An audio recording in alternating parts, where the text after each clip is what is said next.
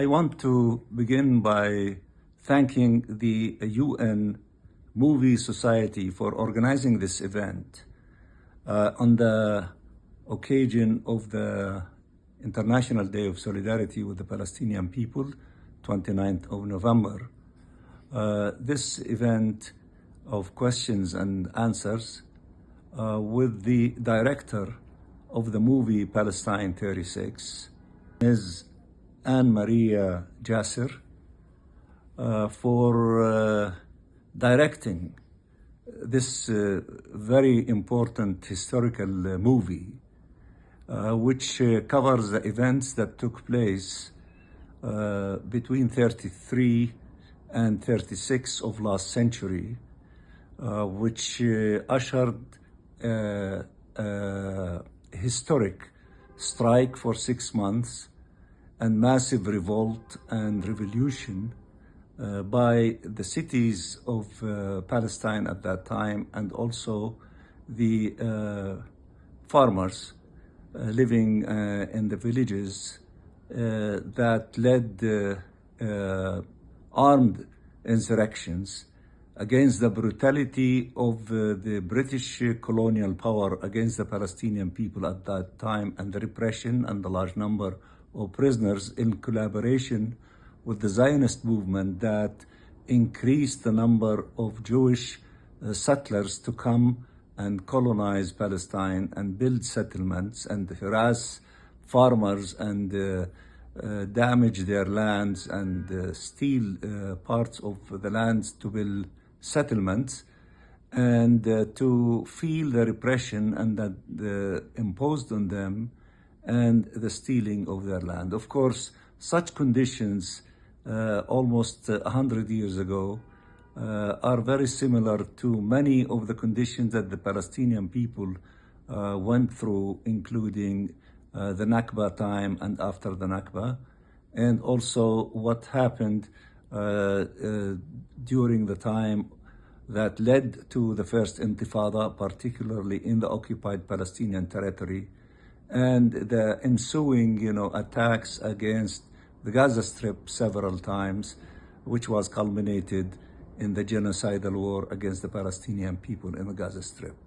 We thank you very much again for providing this opportunity to highlight part of the history of the Palestinian people and their struggle for freedom, independence, and the attainment of their inalienable rights, including their right to self-determination, statehood, and the right of refugees to return to their homes.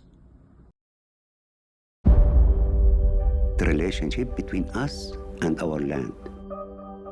That is a work of thousands of years. A new page in history is written today. هنا صوت القدس. This is Jerusalem calling.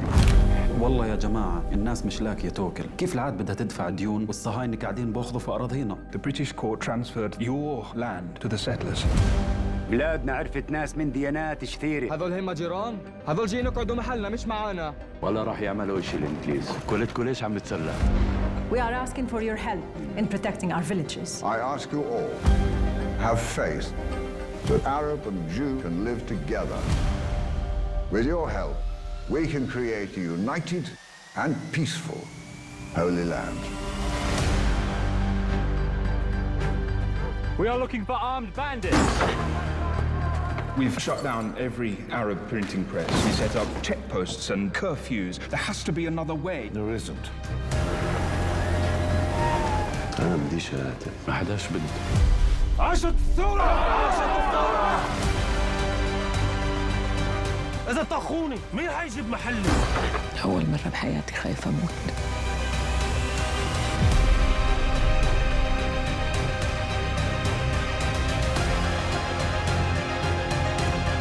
نحن عم نحارب عشان استقلالنا.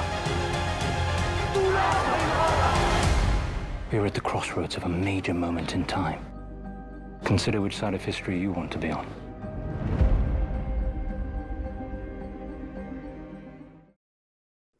Greetings, Excellencies, ladies and gentlemen.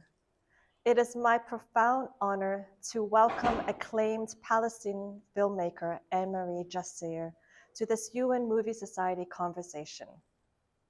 Today's film of discussion, Palestine 36, explores the Arab Revolt of 1936 to 1939 against the British colonial rule, a pivotal moment that shaped the trajectory of the Palestinian question, which has been on the agenda of the United Nations for nearly 8 decades. Director Jacir's body of work speaks directly to the themes central to the UN's mandate: self-determination, decolonization, the protection of civilians under occupation, and the power of historical memory in advancing peace and reconciliation. As we continue to grapple with questions of international law, peacekeeping, and humanitarian protection, Palestine 36 offers not only a window into the past, but a key to understanding the present. Please join me in warmly welcoming Annemarie Jacir. Annemarie, thank you so much for being with us today. I'd like to start, first of all, beginning with a historical context of your incredible movie. Palestine 36 is set during the Arab Revolt between 1936 to 1939 against the British colonial rule. For our international audience, many of who may be learning about this history for the first time, could you explain why this particular moment in history felt urgent to share with the world cinema? Yes, thank you for having me. It's a pleasure to talk to you. So the revolt of 36 and 39 is a really critical moment in Palestinian history. There had been a struggle already for independence at that time, and this was really the culmination of that moment where suddenly that resistance against British colonialism, against everything that was happening, and this fight for the struggle for freedom sort of became something really widespread across classes, from the villages to the cities, all over the place. It was a mass movement. And it was actually really an electrifying moment that had a lot of potential and a lot of hope in it. And so I wanted to do something about that. And then, of course, those who know the history, it did not end well. And the British managed to crush that revolt.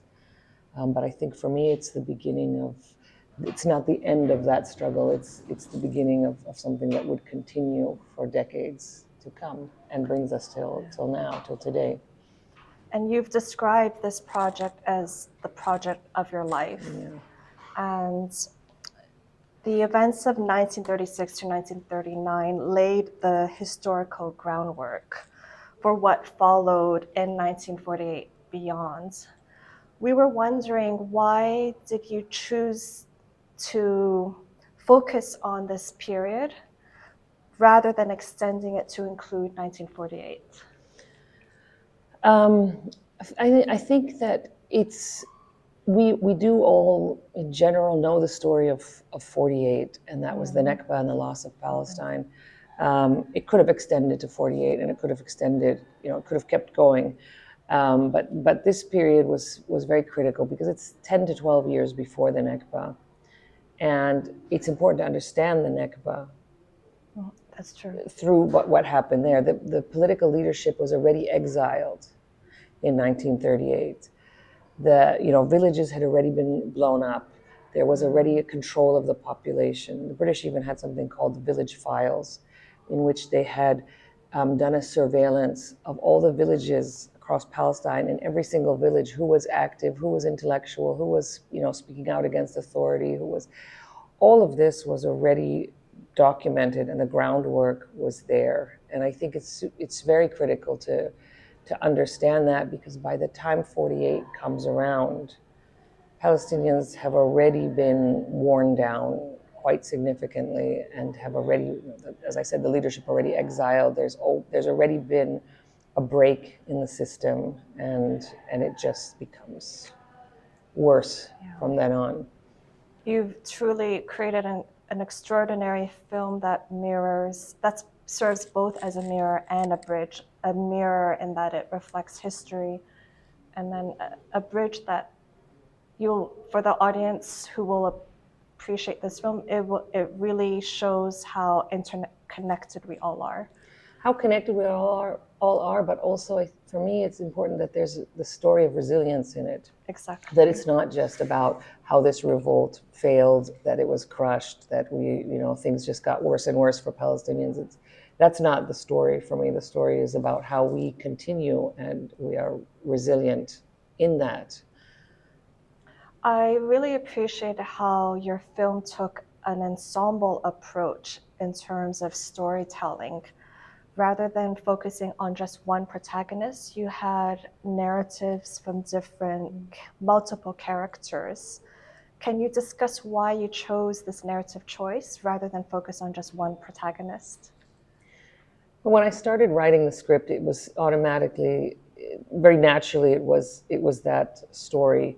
It started with Yusuf, but it was never meant to be just the story of Yusuf when I started writing, because Yusuf was the bridge between the village and the city, but it felt like all those different strands of different people, from a widow and her young daughter, a priest and his son, the journalist and a businessman, like all of those stories would come together and be connected somehow to form something. And probably it's because the nature of the revolt was that it was a widespread collective revolt. And for me, it just very naturally came that this was the story. It was never a single person, which is how I usually write, but something that the very detailed moments of these different characters' life. And then at the end, I feel like when you pull out and you see the whole picture in a way. The script was brilliant. You did a phenomenal job writing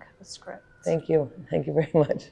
And this film you produce is truly an international production. You had collaborators from Palestine, from the United Kingdom, France, BBC, the British Film Institute, Jordan, Saudi Arabia, to name a few. So how did this international collaboration direct your creative direction for the film? I tried not to let it direct it at all, but there's so many, we don't have support for cinema in Palestine, so all our projects are usually co-production, very, very small budget, or if they're bigger like this one, it's a co-production.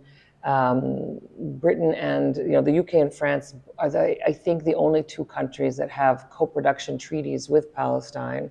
So that's why we have those partners on board. And historically, the French have been involved in all my films. They're very supportive in that way. It was 8 years of piecing together all of these partners to be able to finance the film. But for me, the key thing was that none of them had any sort of creative control on that. I think it would have been destroyed otherwise. If there were partners who had creative issue, we needed financial partners. We needed logistical partners, but not anyone who would interfere in the story, because it's important to me that the story is our story and it's told our way.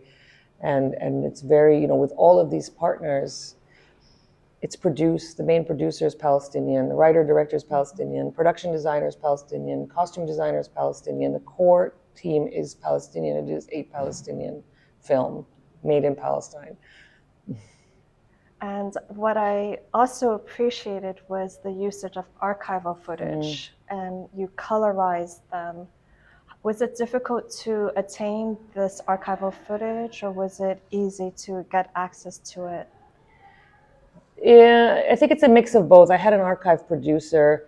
It was a massive job for her.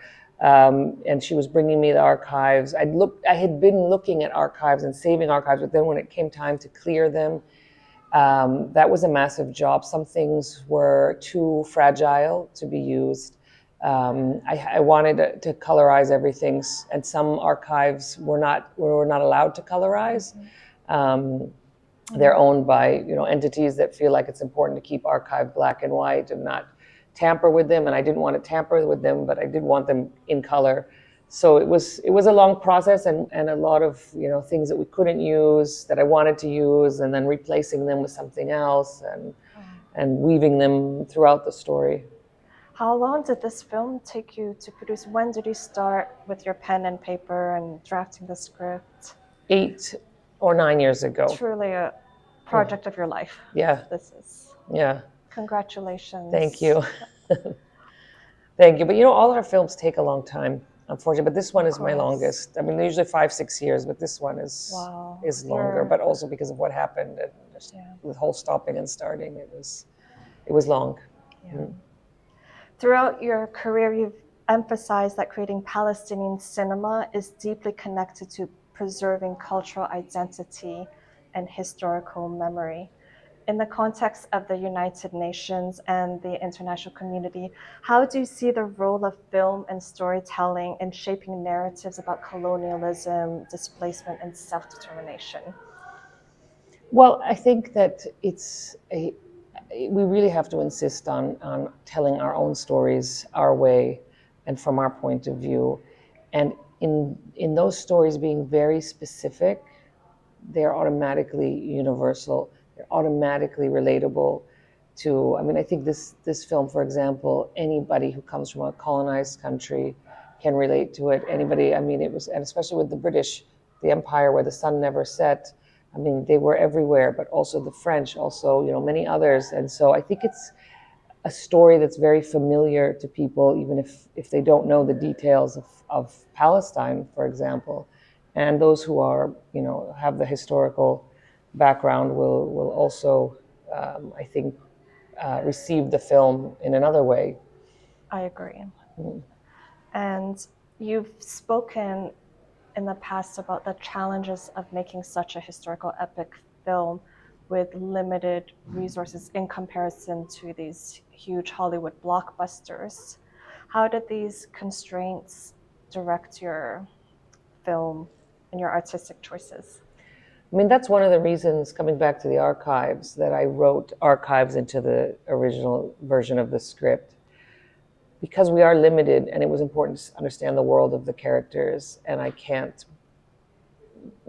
take a street in Jerusalem and put 500 extras. I wish I could do that.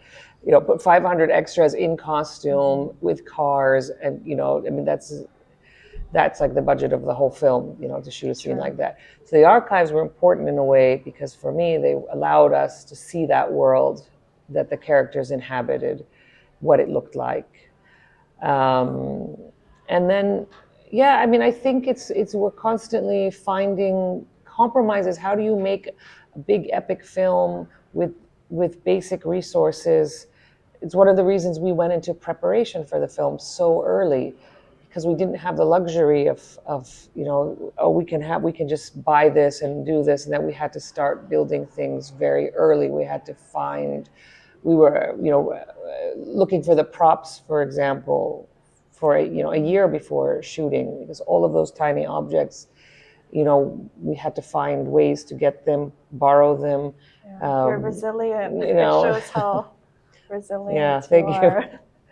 And you produce a phenomenal film. Thank you. You work with extraordinary artists or actors in this film, including British actor Jeremy Irons, Irish acclaimed Liam Cunningham from Game of Thrones, and the Palestinian actress Hiam Abbass from Succession. How did you approach directing this really diverse international cast of actors and in telling a very deeply Palestinian story?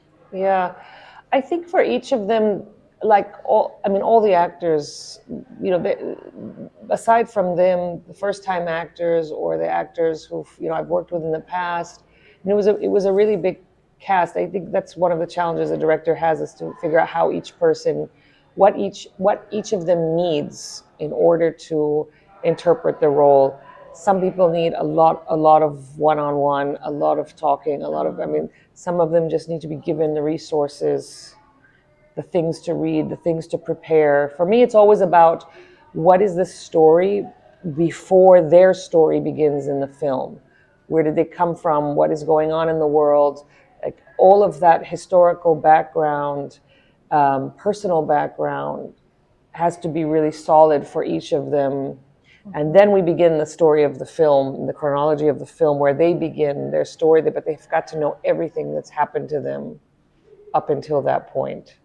So with Woke Up, like Jeremy Irons' character or Hiam Abbass's character, for me, like for Hiam Abbass, there's a history of resistance in her family in that village. It didn't start in 36. It didn't even start 10 years ago. It started, during the Ottoman times. I also wanted to reference the fact that there had already been a movement within, some of the characters, that it's not coming out of nowhere. And what I also appreciated was that Hiam Abbass's character, she was such a strong woman. And I really appreciate how you position women and the strength they had during this period. But it's not intention. It's not on purpose. Mm-hmm. It's what it was. Exactly. Like for me, like it's like that's my family. That's my background. Those are the women I know.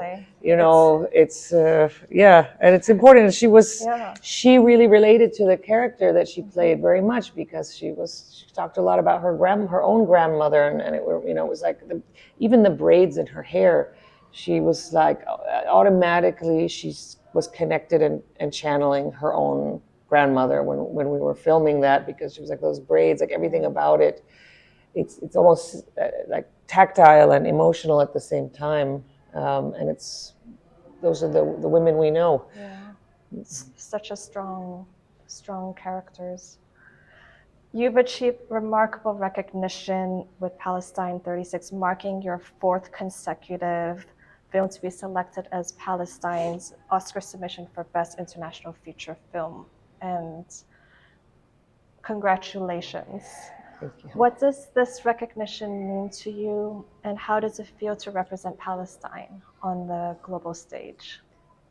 It's particularly meaningful this time more than any other time, because of what we went through and because of the last 2 years of genocide, and that the film was shot under those conditions, and it was very difficult for the whole team, all the cast, all the crew.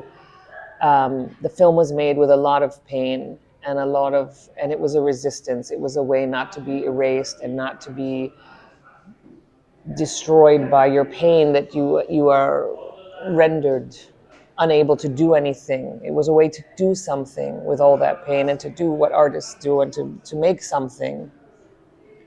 So for me, it's very meaningful, because I feel like it is a recognition. We're proud to represent Palestine.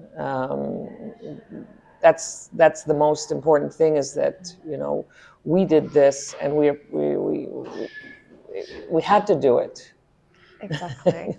So beyond filmmaking, you've dedicated your life towards also founding production companies, mentoring emerging filmmakers, and teaching even in refugee camps. You're a true humanitarian.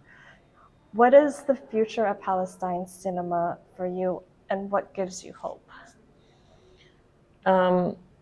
When I started making films, I didn't find any kind of support system around me.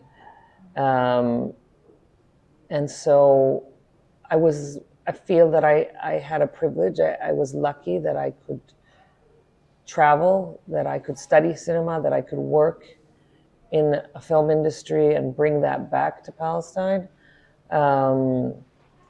It's always been important. I think it's very important for a country that is trying to be independent to also have an independent cinema, and artists who work with each other and challenge each other and build each other. So that's what I hope. I think there's a lot of filmmakers in Palestine, and that sort of coming together is just pulling each person, you doing your job to pull somebody up, and then somebody pulls you up, and you pull up, and you pull up, and it raises the bar. It raises the bar on what we're doing. So my hope is that the next generation makes better films than we are making now. Yeah. And you once You once said that, I hope audiences will be open to receiving a story from the other side, from those who were colonized. History is not only written by the winners. What do you hope the international audience will take away from watching this film? I hope that like I said, that the international audience is open to receive the film, to understand that there's a point of view that they have been missing, that they have been almost actually intentionally been left out of seeing and reading. It's why it's important to read between the lines, and people who come from marginalized communities know that very well, that there's a story that's always hidden. And I hope that internationally that people will see that it's not, you've got to read between the lines, you've got to read other things, you've got to see other things, you have to change your perspective a bit and take action. That, you know, that 2 years went by and Palestinians feel very much that I think they were left alone at an international scale.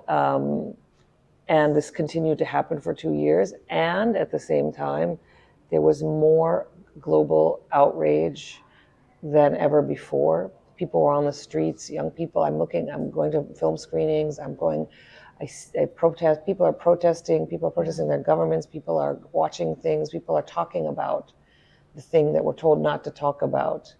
And that's the really hopeful part of it. Yeah. Annemarie, thank you so much for giving a voice to the Palestinians and the marginalized community. And thank you so much for sharing your vision, your craft, and everything you do to bring global cinema and the voice of Palestine to world cinema. Thank you. Yeah. On behalf of the UN Movie Society, thank you so much. Thank you for inviting me to share it with you. Yeah, thank you. Thank you.